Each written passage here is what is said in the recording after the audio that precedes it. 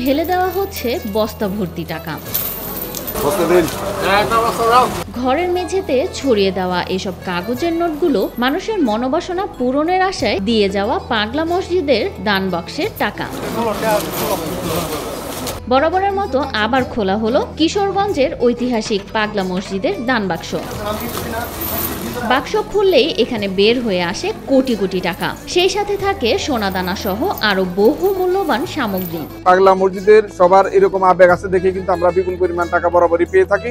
20 April সকাল 7টায় কিশোরগঞ্জের জেলা প্রশাসক ও পাগলা মসজিদ পরিচালনা কমিটির সভাপতি মোহাম্মদ আবুল কালাম আজাদ ও পুলিশ সুপার মোহাম্মদ রাসেল শেখের উপস্থিতিতে দান বাক্সগুলো খোলা হয়। আমাদের অনলাইনে কোনো টাকা দেওয়ার ব্যবস্থা নেই, আমাদের এখানে যা দান হয় এখানে সরাসরি এসে দান বাক্সে দিতে হয়। সাধারণত প্রতি 3 মাসে দান বাক্স খোলার রীতি থাকলেও এবার রমজানের কারণে 4 মাস 10 দিন পর টাকা সংগ্রহ শুরু হয়। গতবার 9টা ছিল।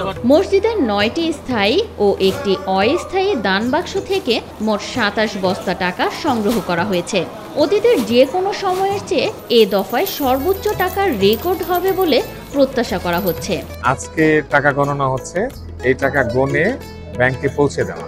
আমি আপনাদের মাধ্যমে দেশবাসী সহ সারা পৃথিবীর সকল ধর্মপ্রাণ মুসলিমদের আহ্বান করব, আপনারা পাগলা মসজিদে দান করুন।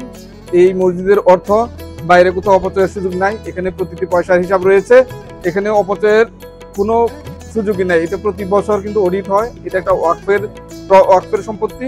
মসজিদ ব্যবস্থাপনা কমিটির সদস্য এবং মসজিদ কমপ্লেক্সে অবস্থিত মাদ্রাসা ও এতিমখানার শিক্ষক শিক্ষার্থীরা সহ মোট 220 জনের একটি দল টাকা গণনার কাজে অংশ নেন।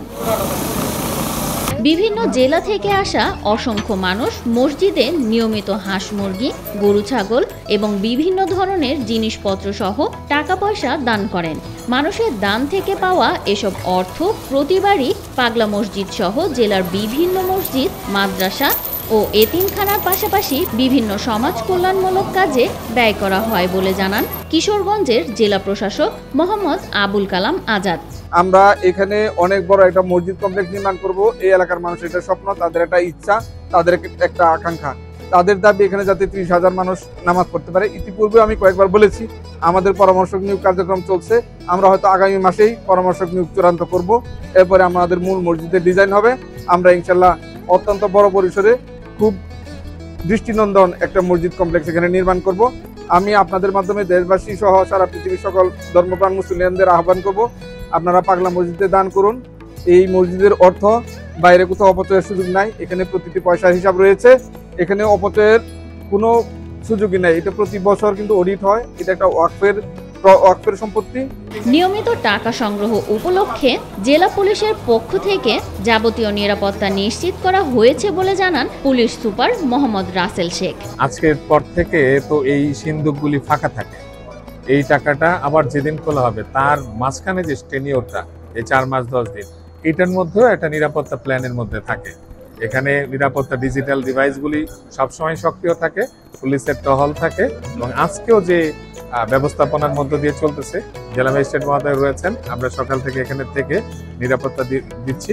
আশা করি খুবই শান্তিপূর্ণভাবে সুষ্ঠুভাবে গণনার পর টাকাটা ব্যাংকে পৌঁছে দিতে পারবে। ওয়ালটন ফ্রিজ কিনে অনেকের মতো আপনিও হয়ে যেতে পারেন মিলেনিয়াল, সেরা পণ্যের সেরা অফার।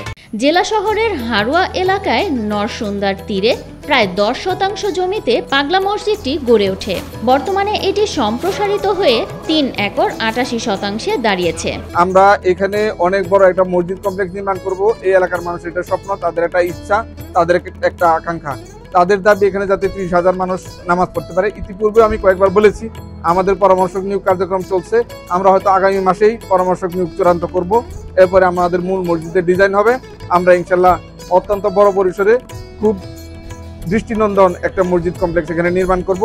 এখানে এই মোট আয়ের কিন্তু 5 ভাগ আমরা ওয়াকফে দান করে থাকি, ওয়াকফে চাঁদা প্রদান করে থাকি, আর যে লভ্যাংশ যেগুলো ব্যাংক থেকে আসে সেই লভ্যাংশগুলো আমাদের এই মসজিদ সরাসরি গ্রহণ করে না, সেগুলো এই অঞ্চলের মানুষেরই চিকিৎসা খাতে ব্যয় করা হয়। যে আপনারা সবাই পাশে থাকবেন, ইনশাল্লাহ আমরা সবাইকে নিয়ে এখানে দৃষ্টিনন্দন একটা মসজিদ কমপ্লেক্স নির্মাণ করব।